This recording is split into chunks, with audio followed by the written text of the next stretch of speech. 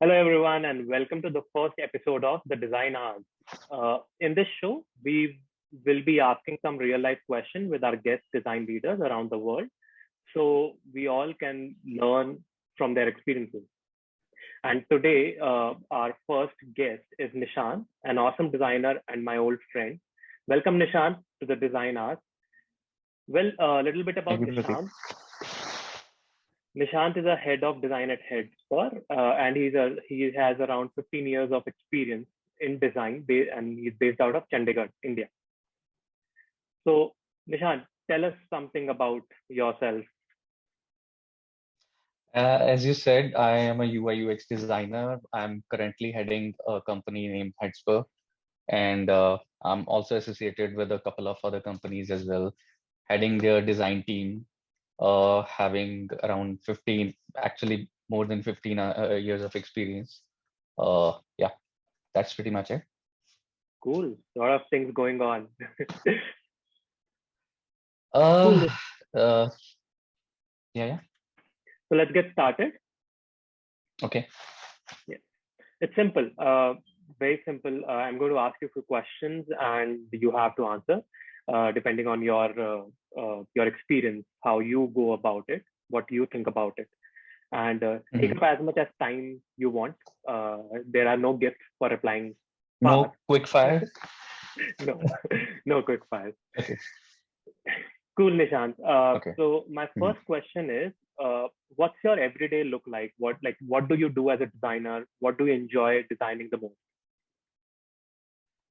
So, starting from the morning, it starts with making a list out of the whole day, how it's gonna look, what are the tasks that are there for me to work on the whole day, uh, clubbing everything from different companies, uh, like uh, creating tasks for different people of my team and Hmm. churning it out. Yeah, and then like the mid of the day is the focus area, so that is reserved for the like focused work, design work, that is on my list. And yeah, later on there are like a couple of hours booked for inspirations. I explored Dribble, Behance, and everything of that sort. uh, Instagram is Nice. also on the list. Yeah. So not for normal exploration, but for design exploration only. So yeah. Cool. Nice. And like, what do you, according to you, like you need to be a designer? Like the most important skill to be a designer. I think you need to have an eye for design. Like the aesthetics is in the eye, actually. You can learn tool, you can learn everything else, but the aesthetic that uh, like you get when you see a good design is something that is inside you. So that is the like I think the best thing that you need to have as a designer. Great. Yeah. And you talked about tools, right? So what's your favorite tool and why? Lately it's been Figma, but I've been through Sketch, InVision Studio, Adobe Photoshop, the legend, Wow. and Illustrator as well. Yeah. Almost everything. Like I think you covered all designer tools. So the best is Figma so far. Yeah. Oh, okay. Great, great. Yeah, even I use Yeah. Figma. Yeah. Yeah. Cool. The next one. So let's say, Nishant, like, how do you start designing? Let's say you get a kind of a document from a client or from any work, right? So what's your usual Mhm. process like? Like what thing you do first? Like you look for inspiration, you decide a color. So like how you start design? So it's always about exploration first. Like you do not get away from finding inspiration and then starting the project. It's always finding inspiration first. Based on the brief, the client's brief, you study that first. And based on that, you do the competition analysis. And I think competition analysis and inspiration goes in parallel. So yeah, that is something that you do before starting a project. And then going on to the wireframing stages and then low fidelity and high fidelity designs. Yeah.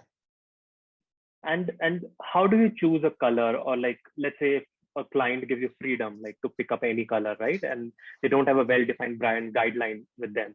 So how do you come up with the right color for that brand? Like what all things you consider? Yeah, so there are actually varied ways that you can find colors. Uh, Firstly, being the branding document, if the client has that handy, and if they do not, you go with the logo colors basically. And if like that is off the chart as well, then you gauge it out by talking to the client and see what kind of websites the website app or anything that they want, what kind of feel that they want it to have. So that's Hmm. pretty much it mostly. And you can actually take it away from the fact when they share their references, reference websites, and if even if that doesn't work, you try out the mood boards. That generally turns out what their preferences is uh, in regards to the colors and the type they're looking for. Yeah. Oh, okay. Great, great. And that's how, I guess, like that's how you define the fonts and everything as well, like looking at what your client likes. Yes, they go hand in hand, actually. Yeah. Is there some go-to website where you look for inspiration for our viewers, if they can know like where to look for? A lot, actually.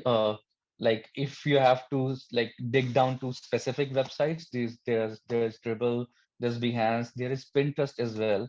There is Instagram, like there is hashtag searching that you can do to Right. find impressive design work that's there online. And then there are some blogs that do inspiration gallery as well.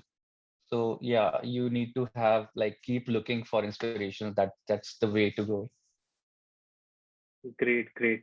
And like you have been in design from past 15 years, right? So like you also Mhm. have a lot of experience. But how do you stay updated about the latest trends, or about what's going on latest, maybe latest design trends? So like you said that being in this field from last like almost more than a decade, more almost couple of decades, like to stay relevant, I think reading is really like necessary. So that is what I have been doing. I do read a lot of blogs, a lot of design specific blogs as well. Following certain top-notch designers is something that you can do to follow trends. Uh, a basic kind of design trends is something that you can actually get on Dribble, Behance, etc. These portfolio or gallery websites. But if you're gonna like really follow the design principles and stay in the loop, you need to follow like the best designers in the game. So that is what I generally do. Great. And some tips for people who are planning to start their career in design, if you have to. Only start if you have like a keen interest in designing. Like I said initially, if you have the eye, you should follow design only then. Otherwise, you will only be like rushing for money, and you'll be just a pixel pusher. Nice, nice tip. Great. Cool. I think Nishan, we're done. And yep, what's up with you? What are you working on right now? Where can people find you? Something you're excited about? You want to tell? So I actually have recently again associated myself with the company named Headspur, uh, that we reassociated after pretty long time. It was earlier design.in. You used to work Yeah. with us, I think Yes. you would remember. So we have reinitiated that with a new name, Headspur, and yeah, you can find us on headspur.it. Awesome. Cool. I think that's all. We will be releasing more such episodes with amazing guests. So please hit like and subscribe to the channel to stay updated. Tell us what you want to learn. All links are available in the description below. That's all, guys. Thanks, Nishant. Amazing having you here. Thank you. Thank you. Same.